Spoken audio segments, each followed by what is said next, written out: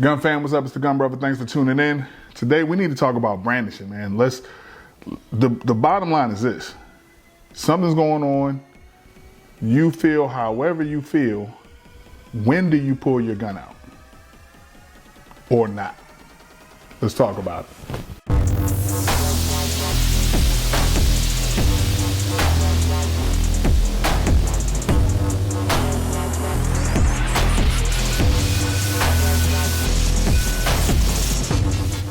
All right, so this video is probably gonna end up longer than I mean it to be. It started out one way, I found out other facts about an incident, then it turned into something else.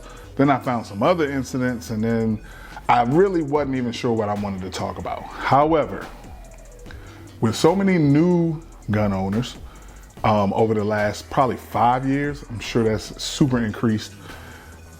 There's been, and I don't know if it's training, lack of training, there's definitely temperament. Everybody's temperament is different, but there's certain things that you just do not do. Let's just start off with the use of deadly force. Deadly force is authorized when you or someone else is in imminent danger of serious bodily injury or death. That pretty much encompasses every definition and everything and element that you need. What seems to be happening is people are pulling out firearms and not in imminent danger of anything. And that's the part that needs to stop. This first case, in this case, once I found out all the facts, ends up being two different videos. So mindset and brandishing are first, and then it gets into use of force with law enforcement, but that would make this video too long. So I'm gonna start off with this first case. This first case is Derek Manigault, and you may have seen this case. It's not very old. I was almost heartbroken when I received the full video. So there's actually a little part before this when he initially walks by, but you'll get the gist of what happened and what I mean when I talk about it. So let's take a look at it.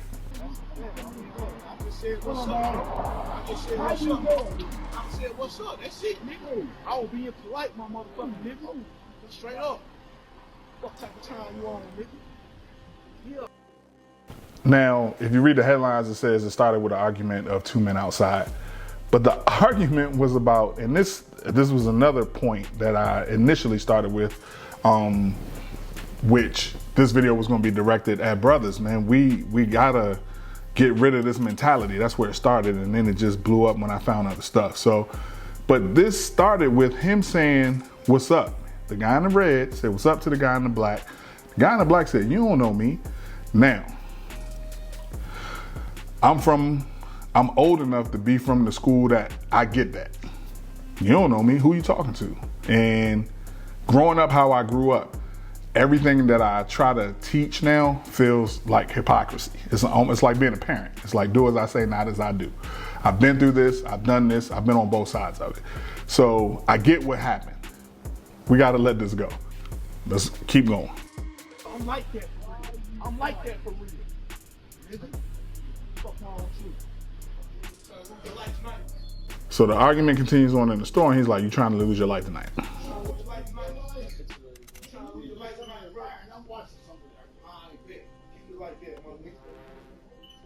better leave me the fuck alone. You never fucking straight up, bro. I ain't the motherfucking one, bro. I promise you. And that's when he pulls out the gun. Just to not be the one. He said, "I'm not the one. I promise you I'm not the one. I'm really like that." And that's why I said that attitude was a whole nother video for us, okay? For brothers. We gotta let that go, man. We gotta let that go. He's not in imminent danger of anything. Pulling out the gun really just to either intimidate or end the argument, bully. That is not the reason to conceal carry. That's the bottom line. That's not the reason to conceal carry. That is not when your gun comes out. So if you are pulling your gun with more words to say, you have this all wrong. It won't be the first time. Yeah. Old dude said it won't be the first time. Last time. Promise you ain't the motherfucking one, nigga. Facts. Now, this gentleman here, if you can see my mouse up by the numbers, Turns out he's law enforcement there for an unrelated event. Just timing happened with this. So as far as he's concerned, this man has his gun out. He is retreating, and then law enforcement opens fire, okay? And that's where it gets into a use of force discussion. That's a whole nother video. But my point is, the sad part is it turns out the gun wasn't even real. The gun that Manigault had wasn't even real, it was a replica. So again, the mentality of bullying someone with a firearm that is not the reason you conceal carry, okay?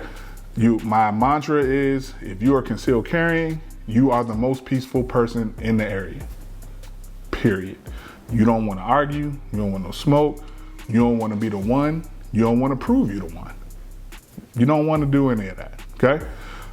So that's it with that one. Let's go on to the next one. So this next one happened in Atlanta, Georgia, I believe, or that's the news that it was on anyway. And it's pretty much a road rage incident, but I think there was a collision where she hit this guy's car.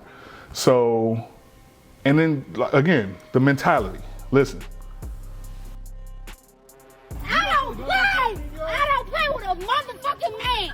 A man is not gonna play with me. You gonna play with me, bitch. You gonna play with me, bitch. You gonna play with me, bitch. You gonna play with me, bitch. Now, she's had her gun out this whole time, and her finger is on the trigger. Okay, so these guys dealing with her, I mean, I guess they just didn't think that she was gonna shoot at all anyway. Maybe they didn't think the gun was loaded. I don't know what happened prior to this to make them deal with her the way that they're dealing with her. But she has the gun out and she has her finger on the trigger. The gun is loaded, but she's talking. She's not in imminent danger of anything at this point. Of anything, there's no reason for that gun to be out. Now, you gonna pay me now, cause one thing about it, I don't play with no mother. Don't catch me. So the gun was loaded. The gun goes off. Her finger was on the trigger. Luckily, no one was hit.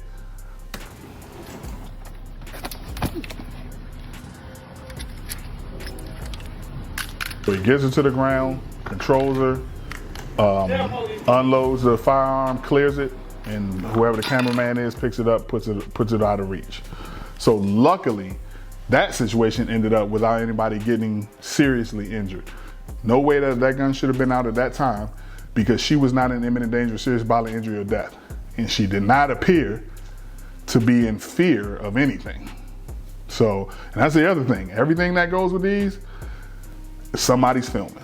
Ain't too much she can say about that, okay? Now this last one, this is an old one, and the only reason I brought it back or brought it up is because it's making its rounds again and everybody thinks it's new. What happened is still relevant, and this is one of those that almost got me into a whole nother video as well, but we'll talk about it. So this was in Michigan years ago, where these people had some sort of altercation, but the woman pulls a gun. So I think this is where the video starts. Let's go. What's the license plate now? Cause you were never about to hit me with the damn car. You about to hit me with the car? You fucking both of y'all put a gun down on me, okay? Call Richard back up to the police. Call Richard back up here now. Don't you fucking jump behind my car. No, I ain't jumping behind your car. What is she talking about? Don't you jump behind my car. I mean, this is crazy. There's no way she should have a gun out right now. You fucking repeating it. Do you see that? Do you see that? They both pointed that gun on me. He was trying to hit me with the car when I was going back. You see that? And then when I hit his car, he wanted to jump out the car and put a gun on me. That is crazy. Trump making it real comfortable. Call the police. No, don't go anywhere. Call the police. Call the police. And it's crazy. Then she just gets in the car and they want to leave. And it's like, I guess she came to her senses. Again, realized she wasn't in imminent danger of serious bodily injury or death. One thing about road incidents and road rage and anything car related, once you get out the car, for the most part, you become the aggressor, no matter what happened leading up to that time. For the most part, again, it can be explained. There are circumstances, but call the police, get away. So this is where another situation where it gets into a whole nother video, unfortunately. And what I mean by that is, the charges were dismissed against the white couple that drew gun on black mother and teen in parking lot dispute. And basically that report said because the prosecutor didn't have enough evidence. You just saw that video. And the problem with that statement is this. Michigan law clearly states, except as provided in subsection 2, a person shall not willfully and knowingly brandish a firearm in public. Subsection 1 does not apply to either of the following, which is subsection 2. A peace officer lawfully performing his or her duties as a peace officer, a person lawfully acting in self-defense or defense of another under the Self-Defense Act, and a person who violates this section is guilty of a misdemeanor punishable by imprisonment for not more than 90 days or a fine of not more than $100 or both. She's clearly brandishing the firearm. I don't know what other proof they needed unless they were going to argue self-defense. But I would have thought that was enough proof to bring charges. But anyway, again, that's a whole nother video. So bottom line, look, you shouldn't be drawing your firearm unless you need to use it. And the only time you need to use it is when you or someone else is in imminent danger of serious bodily injury or death. If you can't explain that, that gun shouldn't even be out. There are very, very limited circumstances that I understand, yes, somebody can be controlled with the firearm who's just committed a felony. You want to keep them at bay. But those are very, very limited and very narrow circumstances for civilians, okay? Stop watching TV, stop doing what you think you've seen in the movies, thinking that that's going to work and thinking that it's your job to do, especially if you don't have all the circumstances. If you don't need to use it to protect you or someone else from imminent danger of serious bodily injury or death, I say it over and over and over again, and I say it in my classes over and over and over again, so people can apply it to any situation. When they start asking questions, I say, well, you tell me, who's in imminent danger of serious bodily injury or death? If you can't explain that, you shouldn't be shooting. And if you can, then you can. And that bar can move. You can go from being in danger to not being in danger. So please keep that in mind. Please train. Training to shoot also involves training when not to shoot. It also involves training your mentality as well as it does training with your firearm. With that being said, the Gun Brothers out. I'll talk to y'all soon.